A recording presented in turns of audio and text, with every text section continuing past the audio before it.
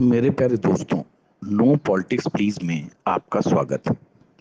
दोस्तों, नरेंद्र मोदी सरकार के ये तीसरा टर्म चालू हो गया है, लेकिन अभी तक नरेंद्र मोदी के 400 पार का मसला मीडिया से लेकर घर घर में बहस का एक मुद्दा बना हुआ है कि क्यों इतनी तैयारी होने के बाद भी नरेंद्र मोदी 400 सीटें पार नहीं ले पाए। आखिर क्या कारण था? लोग इस बात पर बहस कर रहे हैं, बहुत सारी थ्योरीज निकल के आ रही हैं। बीजेपी भी अपनी तरफ से इंक्वायरी कर रही है और बहुत सारे मसले अब एक एक करके सामने आ रहे हैं। इसी में एक मसला है सरकारी कर्मचारियों से जुड़ा हुआ। जी हाँ, सरकारी कर्मचारियों का बहुत बड़ा वर्ग, या मैं कहूंगा कि ज्यादातर सरकारी कर्मचारी नरेंद्र मोदी के कार्यकाज से खुश नहीं है। क्यों खुश नहीं है, मैं एक एक करके आपको बताता हूँ। देखिए, मेरे एक डॉक्टर मित्र हैं, वो काफी अच्छे इंसान हैं और सरकारी अस्पताल में जो हैं वो पोस्टेड भी हैं, सीनियर पद पर हैं। एक दिन ऐसे ही बातों बातों में, चुनाव से पहले ही जब मेरी बात हुई, तो उनसे ये पता चला कि वो सरकार से बहुत नाराज हैं। और उनकी नाराजगी का जो वजह थी वो ये थी कि हॉस्पिटल हो या कोई भी सरकारी दफ्तर हो, हर जगह पे बायोमेट्रिक्स अटेंडेंस की सिस्टम जो है लगा दिया गया है। सभी डॉक्टर हो चाहे चपरासी हो, सबको सही समय पे हॉस्पिटल पहुंचना होता है। अगर आप 5 मिनट भी देरी करते हैं तो उसमें एब्सेंस लग जाती है और आप एब्सेंट दिखा दिए जाते हैं। इसलिए डॉक्टर साहब और उनका जो स्टाफ था वो मोदी पर काफी गुस्सा गुस्सा थे। उनका ये कहना था कि इसी के कारण हम लोग ठीक से प्रैक्टिस भी नहीं कर पा रहे हैं, जबकि पहले कोई किसी समय भी आता था, जाता था, हाजिरी बनाकर क्लिनिक में चला जाता था, कोई पूछने वाला नहीं था। लेकिन इस बायोमेट्रिक्स की वजह से काफी परेशानियां उनको उठानी पड़ रही। ऐसे ही बैंक के, अगर आप अधिकारियों कर्मचारियों से बात करो तो उनका भी यही दुख है। उनका भी यही कहना है कि जब से मोदी सरकार आई है तब से जीना हराम हो गया है। रोज एक तो बायोमेट्रिक्स अटेंडेंस लगानी पड़ती है, फिर बैंकों को क्या है कि रोज फील्ड में जाकर लोन की वसूली करनी पड़ती है। उसमें जाने का समय तो निश्चित रहता है, लौटने का समय निश्चित नहीं रहता है। एनपीए पे सरकार बहुत ज्यादा सख्त है।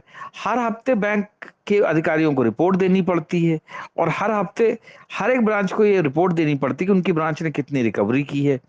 इसके अलावा मुद्रा योजना और इन सब के लोन भी बांटने का अलग से प्रेशर है, क्योंकि हर महीने जिले के जो डीएम होते हैं या डीसी होते हैं उनके साथ मीटिंग में बताना भी पड़ता है किस महीने उनकी ब्रांच ने मुद्रा योजना में कितना लोन दिया।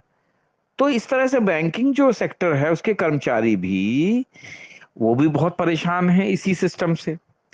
अब आते हैं रेलवे पर। रेलवे में भी यही कहानी है। एक सीनियर गार्ड का मसला आया जो कि राजधानी दुरंतो जैसी प्रीमियम ट्रेन लेके जाते हैं। उनका भी यही कहना था कि इस मोदी सरकार ने बांस करके रखा है, सब गाड़ियों में जीपीएस लगवा दिया है और अब हर मिनट मिनट का हिसाब देना होता है कि ट्रेन लेट कैसे हुई। ट्रेन जल्दी पहुंचा दो तो चार्जशीट पकड़ा देते हैं कि लिमिट से तेज गाड़ी क्यों चलाई, और अगर लेट हो गई तो भी सिर दर्द है कि लेट क्यों हुई। तो उनका ये कहना था गार्ड साहब का कि चलती ट्रेन में अगर किसी ने एक ट्वीट भी कर दिया कि ट्रेन में पानी नहीं है, तबीयत खराब है, पंखा नहीं चल रहा है या ट्रेन की कूलिंग कम है, तो तुरंत हंगामा हो जाता है और अगले ही स्टेशन में उसको ठीक करवाने जाना पड़ता है। जबकि पहले तो हम लोगों का राज था, पहले हम लोग छोड़ देते थे, जिसको चिल्लाना है चिल्लाते रहो, देखते हैं कौन सुनता है।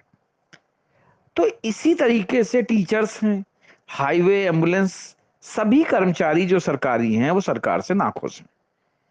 क्या है, क्योंकि देखिए पहले क्या था कि सरकारी नौकरी का बहुत बड़ा क्रेज हुआ करता था, शादियां भी सरकारी नौकरी देख के होती थी।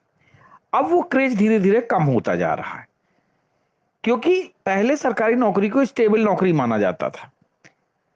और सबसे बड़ी बात क्या थी, स्टेबल नौकरी के साथ साथ काम और जिम्मेदारी जो थी वो नाम मात्र की रहती थी और पैसा सरकार से हर महीने मिलता था। साथ ही साथ अपने धंधे करने की भी छूट मिल जाती थी, टाइम मिल जाता था।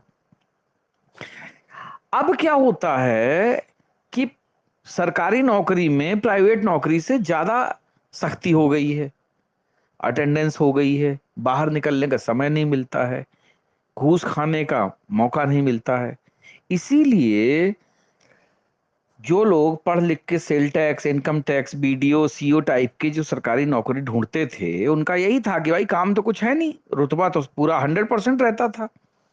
और उनका ये कहना था कि ईमानदार रहोगे तो अब भी लोग 1,50,000 घर दे के जाएंगे, और बेईमानी करोगे तो करोड़ों कमाओगे। अब सोचो कि हम किस जमाने में रह रहे थे और मोदी ने किस जमाने में ला दिया है। तो साहब नाराजगी तो फैलेगी फैलेगी। सेल्स टैक्स में अगर आप याद करिए, उनका भी यही हाल है। जीएसटी जब से आ गया तब से इन लोगों की कमाई जीरो हो गई। इनकम टैक्स रिटर्न की जो असेसमेंट होती है वो ऑटोमेटिकली चेन्नई की दिल्ली में, और मुंबई की कोलकाता में, अहमदाबाद की बेंगलोर में ऑनलाइन हो रही है। यानी कि रिश्वत लेने के रास्ते सब बंद हो चुके हैं। इनकम टैक्स का रिफंड भी ऑटोमेटिकली बैंक खाते में वापस आ रहा है। बिचौलियों के जरिए जितना भी रिश्वत लेने का बड़ा बड़ा रास्ता था वो सारा मोदी ने बंद कर दिया है। ज्यादातर काम ऑनलाइन चल रहा है। अब पहले अगर आप याद करें तो वैट के असेसमेंट में ही सेल्स टैक्स वाले थे, वो 4-5 लाख रुपए तो ऐसे झटके में कमा लेते थे। तो इसलिए मोदी के आने के बाद लगभग सारे सरकारी नौकरी का चार्म जो है वो खत्म हो गया है। क्योंकि सरकारी नौकरी जिस चीज के लिए जानी जाती है, यानी कि कोई काम नहीं और लंबी घूस, अब वो खत्म हो चला है। यहाँ पर भी रगड़ कर काम लिया जा रहा है। इसलिए देश के लगभग सारे सरकारी नौकरी वाले भी मोदी से खुश नहीं हैं, और मन ही मन कामना कर रहे थे कि मोदी किसी तरीके से हार जाए।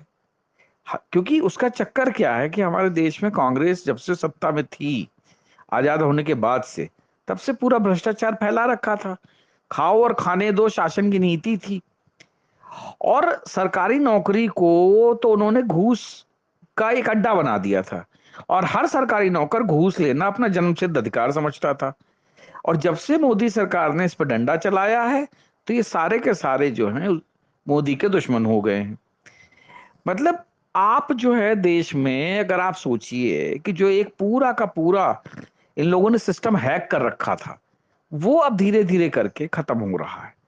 लेकिन बस बात वही है कि अगर मोदी ईमानदारी से चला रहा है तो उसमें भी चुनाव हारने का खतरा है, क्योंकि आप सबको सुधार नहीं सकते हो। मोदी जी हर आदमी को सुधार नहीं सकते हैं, और इसी तरीके से इनको चाहिए तो सरकार चलानी पड़ेगी, इसके अलावा और कोई रास्ता नहीं है। तो दोस्तों, आप ये समझिए कि किस तरीके से हम मतलब जो है ना चुनाव हारे, और यही कह लीजिए बीजेपी जो है चुनाव किस तरीके से बड़ी लिमिटेड सीटें जीत पाई है, और क्यों लोग धीरे धीरे बीजेपी सरकार के विरोध में जा रहे हैं। जय हिंद, जय भारत।